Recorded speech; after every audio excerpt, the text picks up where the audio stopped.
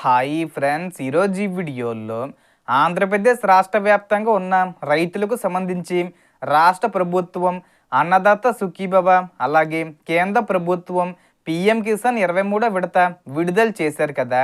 ఇంకా ఎవరికైనా జమ కాకపోయి ఉంటే ఏం చెయ్యాలి ఏంటి, సో దానికి సంబంధించిన పూర్తి ఇన్ఫర్మేషన్ ఈ వీడియోలో తెలుసుకుందాం.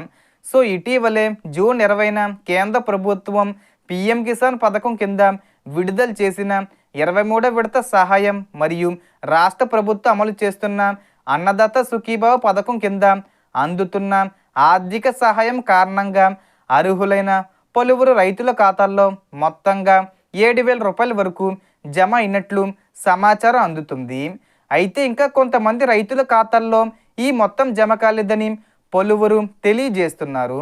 అలాంటి వారు కొన్ని ముఖ్యమైన అంశాలను తప్పనిసరిగా పరిశీలించుకోవాలి. మొదటగా ఈకేవీసీ పూర్తయి ఉందో లేదో చెక్ చేసుకోవాలి. పిఎం కిసాన్ పథకానికి సంబంధించిన ఈకేవీసీ పెండింగ్లో ఉంటే చెల్లింపులు నిలిచిపోయే అవకాశం ఉంటుంది. అలాగే ఎన్పిసి మ్యాపింగు బ్యాంక్ ఖాతాకు సరిగ్గా అనుసంధానం అయ్యి ఉందో లేదో పరిశీలించుకోవాలి.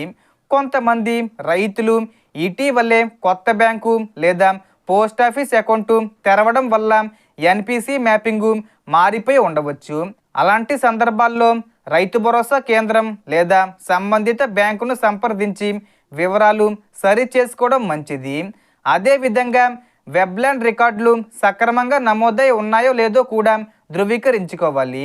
భూ రికార్డులకు సంబంధించిన వివరాలు పూర్తిగా లేకపోతే కూడా చెల్లింపులు ఆలస్యం కావచ్చు. అధికారిక వివరాల ప్రకారం ఇప్పటికే చాలామంది రైతులకు చెల్లింపులు పూర్తయ్యాయి. మిగిలిన వారు తమ వివరాలను సరి చేసుకుంటే తదుపరి దశలో చెల్లింపులు పొందే అవకాశం ఉంటుంది.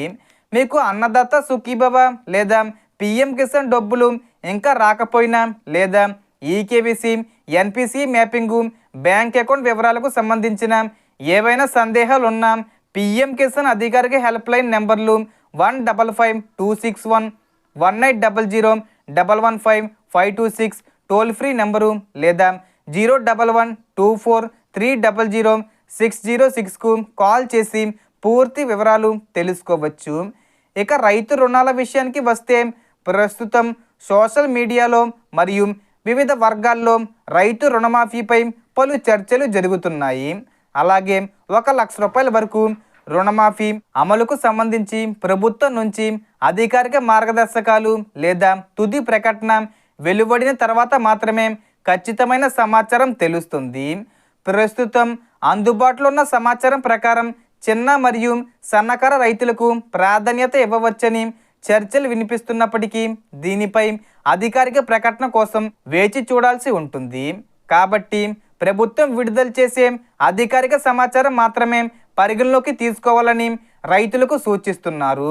సో మనకు వచ్చిన ఇన్ఫర్మేషన్ ది ఫ్రెండ్స్. మీకు ఈ వీడియో నచ్చితే లైక్ చేయండి, షేర్ చేయండి అండ్ సబ్స్క్రైబ్ చేసుకోండి. Thanks for watching.